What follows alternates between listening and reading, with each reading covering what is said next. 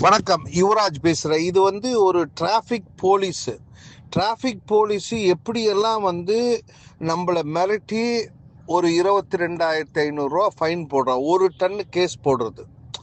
இது traffic police தொடர்ந்து வச்சிருக்கா. இந்த கேஸில் எப்படின்னா, டிரைவர் ரெக்கார்ட்ஸ் கொடுக்கலையா, லைசன்ஸு காட்டல, அதனால கோவம் நான் கேஸ் போட்டேன்னு இப்போது நம்மளுக்கு விளக்கம் சொல்கிறான். இருந்தாலும் அவன் போட்ட கேஸ் ஒரு டன் ஓவருன்னு போட்டு 22,000 ப்ளஸ்ஸு ஆர்சி, லைசன்ஸு, இன்சூரன்ஸ் காட்டலன்னு 500 போட்டு 22,500 ஃபைன் போட்டிருக்காரு. தக்கோலம் அரக்கோணத்தை சேர்ந்த டிராஃபிக் எஸ்ஐ செல்வராஜ். அதாவது இது போட்ட உடனே எனக்கு அந்த ஓனர் பேசினார். துறையூர் லாரி சங்கத்திலேருந்து பேசுனாங்க. உடனே டிரைவரை பேசணுன்னே டிரைவரை கேட்டு ஒன்றில் ஓவர்லோடா இல்லைன்னா ஒரு 300 கிலோ தான் இருக்கும்னா. அப்போது நான் உடனே எஸ்ஐ நம்பரை சீக்கிரம் வாங்க, போலீஸ் நம்பரை கொடுங்கன்னு உடனடியாக எஸ்ஐ நம்பரை கொடுத்தாரு. உடனே எஸ்ஐக்கு பேசினேன். பேசுறதுக்கு முன்னாடி நான் என்ன பண்ணிட்டேன், இது நம்ம மேலே தவறுதலாக கேஸ் போட்டிருக்கான்னு தெரிஞ்சுக்கிட்டு உடனடியாக ராணிப்பேட்டை எஸ்பி, அந்த மாவட்டத்துடைய எஸ்பிக்கு ஒரு லெட்டரை எழுத சொன்னேன். இது மாதிரி என் வண்டி இந்த டன்னு ஆர்சி புக்கு இதெல்லாம் அனுப்பி போட்டு, இது மாதிரி இந்த எஸ்ஐ என் வண்டியில் ஓவர்லோடு இல்லை, அப்படி இருந்தாலும் எனக்கு 5% வேவர் இருக்குது அப்படின்னு அதில் சொல்லி ஒரு லெட்ரு எழுத சொல்லி நான் கொடுக்க சொன்னேன். உடனே லெட்டரையும் எனக்கு அனுப்பிச்சிட்டாரு. உடனே அன்று மாலையே எஸ்ஐக்கு பேசி சொன்னேன், இது என்ன நடக்குதுன்னு கேட்டேன். இல்லைங்க, அது ஓவர்லோடு தான்னாரு. இல்லை, நீங்கள் ஓனருக்கு பேசுங்க, அந்த வண்டி ஓவர்லோடு இல்லை. அப்படி இருந்தாலும் இன்னைக்கு வெறும் 300 கிலோக்கு நீங்கள் எப்படி கேஸ் போடுவீங்க, ஒரு டன்னுக்கு எப்படி கேஸ் போடுவீங்க? என்ன நடக்குது இன்னைக்கு? அரக்கோணத்தில் சிமெண்ட் ஓடலையா? அங்கே ஃபுல்லாக ஓவர்லோடே ஓடலையா? அரக்கோணம் மாவட்டத்தில், ராணிப்பேட்டை மாவட்டத்தில் நீங்கள் இது மாதிரி அந்த ஓனர் வாடகை வெறும் 20,000 வாடகைக்கு வந்தார். அவருக்கு ஒரு 2,000 நிற்காது, அவருக்கு 22,000 ஃபைன் போடுறீங்களே. கடுமையாக பேசி அந்த ஓனரை பேச சொன்ன உடனே எஸ்பிக்கு லெட்டர், இதில் உங்களுக்கு லெட்டரும் போட்டிருக்கேன், கேஸ் சீட்டு போட்டிருக்கேன், லெட்டர் போட்டிருக்கேன்.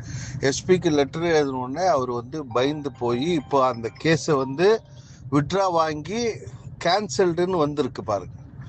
இதுவும் ஒரு விழிப்புணர்ச்சிக்காக தான் இதை போடுறோம். இந்த மாதிரி ஒரு டன்னுக்கு கேஸ் போடுறத நம்ம இந்த ஒரு டன்னுன்னு போடுறது, நிறைய டன் இருந்தாலும் போடுறது. இப்போ நம்ம இதன் மூலம் என்ன பண்ணோன்னா, இந்த டிராஃபிக்கு போலீஸு கேஸே போடக்கூடாதுன்னு கொண்டு வரணும். ஏன்னா அவங்க இதெல்லாம் தெரியாமல் கேஸ் போடுறாங்கன்றது இல்லை, மிரட்டி பணம் வாங்குவதற்காக கேஸ் போடுறாங்கன்றதை நம்ம வெளியே கொண்டாடுறதுக்கு தான் இதெல்லாம். இது மாதிரி கேஸ் நிறைய இடத்துல நடக்குது. நிறைய ஓனருங்க நீங்கள் சொல்ல மாட்டீங்க. இப்போ இது துறையூர் சங்கத்திலேருந்து நம்மளுக்கு சொன்னதுனால தான் நம்ம இந்த கேஸை எடுத்து உடனே பண்ணி முந்தா நேற்று நடந்த கேஸு நேற்றே இதை முடிச்சிட்டோம். நேற்று நடந்தது. இன்னைக்கு அந்த எஸ்ஐ கேஸ்லேருந்து வெளியே கேஸை விட்ரா பண்ணியிருக்கார். ஆகவே இது மாதிரி டிராஃபிக் அங்கங்கே பண்ணுறத ஒரு அதிகாரிக்கு இது மாதிரி நம்ம பண்ணும்போது கண்டிப்பாக இந்த மாதிரி பொய் வழக்கு போடுவது தடுக்கப்படும். ஆகவே இந்த சம்பவம் இதுவும் விழிப்புணர்ச்சிக்காக இது எல்லாருக்கும் தெரியணும். இது மாதிரி ஒரு டன்னு டிராஃபிக், ஒரு டன்னுக்கெல்லாம் கேஸ் போட்டால் கொண்டு வாங்க. கடந்த காலங்களில் 900 கிலோ ஒரு டன்னு கேஸ் போட்ட ஆர்டிஓக்கு போய் மாலை போட்டிருக்கோம் KK நகரில். நீனா அவ்வளோ பெரிய உன்னைதான் தேடிட்டு இருக்க வாங்கன்னு சொல்லி போய் போட்டிருக்கோம். அது மாதிரி இன்னைக்கு ஓவர்லோடு 50 டன்னு 100 டன்னு ஏற்றி ஓட்டக்கூடிய இந்த தமிழ்நாட்டில் ஏழை, இப்போ சின்ன வண்டி வச்சிருக்கோம், ஏழை லாரி ஓனர் ஒரு 50 கிலோ 100 கிலோ இல்லை ஒரு டன்னு 1.5 டன்னு 3 டன்னு போடுறோம்லாம் கேஸ் போட்டு ஆயிரக்கணக்கில் மாம்பழம் வாங்குவதற்காக பண்ணுறீங்க. ஆகவே இதை எங்கே இது மாதிரி ஒரு டன்னுக்குள்ள கீழவோ இல்லை 1.5 டன்னுக்குள்ள கேஸ் போட்டாங்களோ, நம்மளுக்கு வேவர் இருக்கிறத கேஸ் போட்டாங்கன்னா எனக்கு கொண்டு வாங்க. நான் கண்டிப்பாக இதே மாதிரி உங்களுக்கு கேன்சல் பண்ணி தரேன். ஏற்கனவே இப்போ கும்மிடிப்பூண்டி, ஊத்துக்கோட்டையில் 2 கேஸ் இருக்குது. அதுவும் இதே மாதிரி கம்ப்ளைண்ட் எழுதியிருக்கேன். அது ஆர்டிஓ போட்டதுனால கொஞ்சம் டிலே ஆகுது. போலீஸ் போட்டால் உடனே அன்றைக்கே அதை கேன்சல் பண்ணலாம், இல்லை அவனை பணம் கட்ட சொல்கிறான். யுவராஜ் லாரி சங்க தலைவர். நன்றி, வணக்கம், தேங்க்யூ.